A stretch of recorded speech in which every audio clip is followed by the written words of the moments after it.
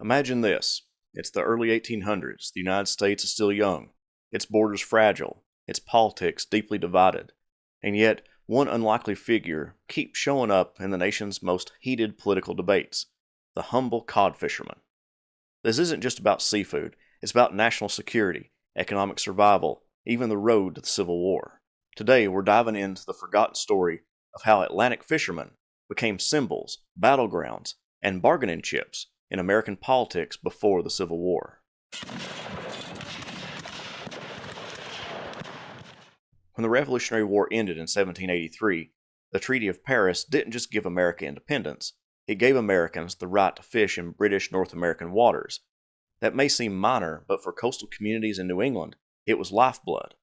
Cod wasn't just food, it was an export, a source of wealth, and a pathway into maritime trades. Politicians quickly turned fishermen into symbols of the young republic's virtues: hard work, bravery, and self-reliance. Newspapers praised them as hardy sons of Neptune who could, in wartime, trade their fishing lines for muskets and serve in the Navy. The idea was simple: fishing wasn't just an industry, it was a nursery of nation seamen, ready to defend the country if war broke out. That symbolism had real political consequences. In 1792, Congress passed a bounty, essentially a subsidy, for the cod fisheries, arguing it was vital for national defense. Thomas Jefferson himself supported the measure, warning that without fishermen, America's navy and maritime economy would wither. But not everyone saw the bounty as a patriotic necessity. Western politicians complained it was an unfair regional perk. Why should farmers in Ohio or Missouri pay taxes to support fishermen in Massachusetts? Missouri Senator Thomas Hart Benton became one of the most vocal critics. In 1840, he argued the bounty wasn't really about training sailors, it was just a rebate on the salt tax fishermen had to pay. And since whalers who didn't use much salt got nothing, the whole national security argument, he said, was smoke and mirrors. For decades, the main political divide for fisheries wasn't north versus south, it was east versus west. The cod bounty became a symbol of sectional privilege, fueling the broader question: should federal policy serve the whole country equally, or cater to certain regions? Then came the summer of 1852.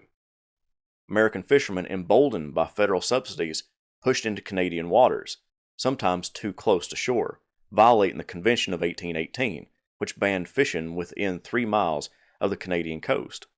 Britain responded by sending warships to enforce the rules. Suddenly, fishing rights weren't an abstract economic debate, they were a foreign policy crisis. Daniel Webster, Secretary of State, vowed to protect American fishermen, hook, line, bob, and sinker. Newspapers from New Orleans to New Hampshire declared the fisheries a matter of national honor. Even Southern politicians with no direct stake in cod fishing rallied to defend them against British aggression.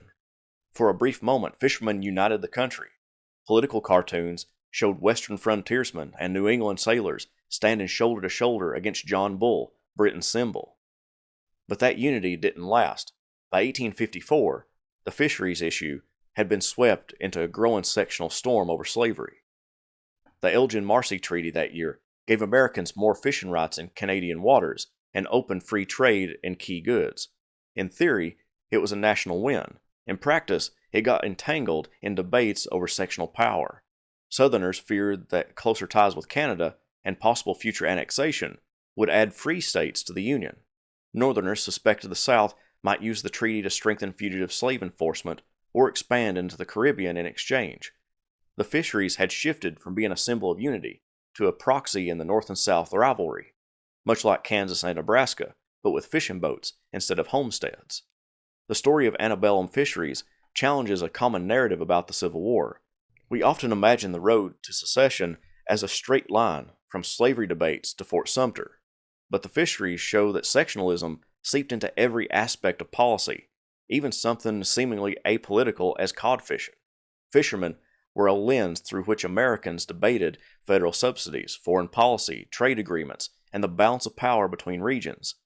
They reveal how international issues, relations with Britain, Canadian trade, were woven into domestic politics long before the war. By the late 1850s, the fisherman's image had lost its universal appeal. What was once a patriotic symbol had become just another pawn in the sectional chess game. The The story of the Antebellum cod fishery shows that sectional tensions ran through every corner of the nation's political and economic life, even something as everyday as fishing. What began as a shared symbol of hard work and national unity slowly became another point of regional rivalry, shaped by foreign policy disputes, trade agreements, and battles over federal support. By following the fisherman's changing role in politics, we can see how seemingly small issues helped set the stage for the larger conflict that would soon divide the nation. I'm Dr. Lucas Wilder. This is History Gone Wilder, and I'll see you next time.